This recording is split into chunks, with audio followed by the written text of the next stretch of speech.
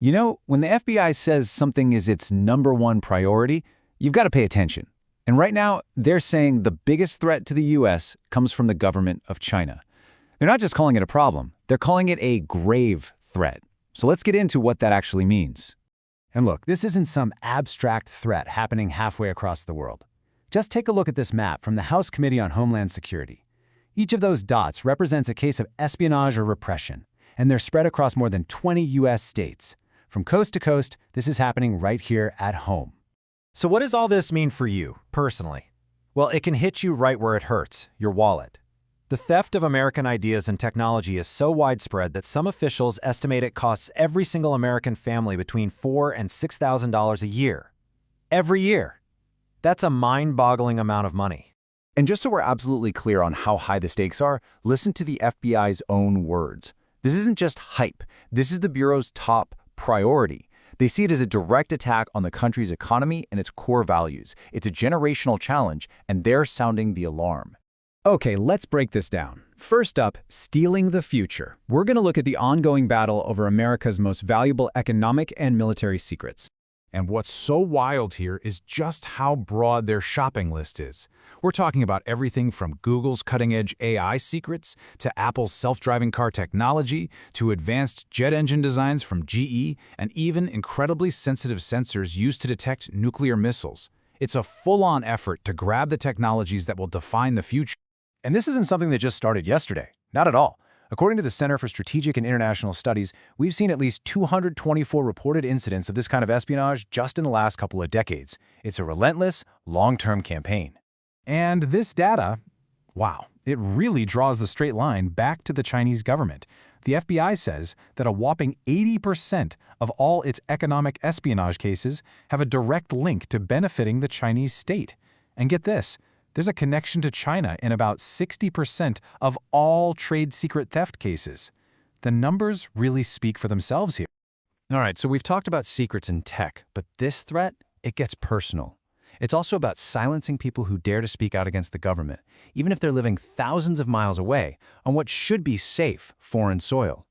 The official name for this is transnational repression, and it's pretty much what it sounds like. A government reaching across its own borders to intimidate, harass, and silence anyone it considers a threat. It's about extending authoritarian control globally. So, how do they actually do it? Well, the methods are pretty chilling, honestly. It can be anything from digital spying and online smear campaigns to one of the cruelest tactics you can imagine, threatening family members who are still living back in China. They even try to manipulate international police systems like Interpol and run these covert operations to try and force people to return. And you might be wondering, who are they targeting? Well, the net is cast incredibly wide. It includes ethnic minorities like Uyghurs and Tibetans, spiritual groups like Falun Gong practitioners, pro-democracy activists from Hong Kong, and even students who are just studying abroad.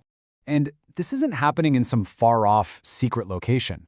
I mean, take this case from right here in the U.S. at the Berklee College of Music. A student was actually convicted for threatening and stalking someone who simply put up a flyer supporting democracy in China. This is transnational repression playing out right on a college campus. That brings us to the next major battleground, one you can't even see, the digital front line. We're talking about cyber espionage and warfare.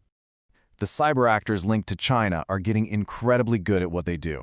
You've got groups like Mustang Panda, and they're not just sending out random spam. No, they're using what are called geopolitical lures, really specific, tailored bait, like a fake email about U.S. foreign policy, to trick government officials into clicking, giving them a backdoor into very sensitive networks. But the real kicker here, the thing that just puts this whole challenge into perspective, is the sheer scale of it all. This quote from the FBI director says it all. Even if every single one of the FBI's cyber agents focused only on China, they'd still be outnumbered 50-1. I mean, just think about that. That imbalance is staggering. It means the U.S. is constantly playing defense, basically a game of digital whack-a-mole that, by numbers alone, it just can't win. So, okay, the threat is obviously huge. It's coming from all sides. But the response from the West? Well, that's where things get really, really complicated. Let's talk about what I'm calling the Great Paradox. Even inside the U.S. government, the playbook has been changing. Back in 2018, the Justice Department launched the China Initiative, which went after individual academic researchers. But that ran into a lot of controversy and was shut down in 2022. So the DOJ switched gears. Instead of prosecuting people, They started suing the universities they worked for. But here, this is the heart of the paradox. Even after a massive hacking campaign hit critical U.S. systems, the U.S. decided not to sanction China's main spy agency. And why? To keep a trade truce going, and maybe more importantly, to keep the supply of critical rare earth minerals flowing, minerals the U.S. absolutely needs and that China controls. This really lays out the dilemma, doesn't it?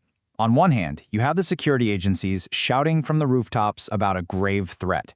But on the other hand, you have the economic and diplomatic reality, which means halting sanctions, pushing for engagement, all because of a deep reliance on Chinese supply chains. It's this fundamental tension where national security goals and economic policy seem to be pulling in opposite directions. And that leaves us with this massive, hanging question. The West is walking a very thin tightrope, right? It's calling out a huge security threat with one hand while getting more economically tangled with the other. It's the great paradox of our time, and it forces us to ask a really tough question. When it comes to China, can the West really have both its national security and its economic stability? Or at some point, is it going to have to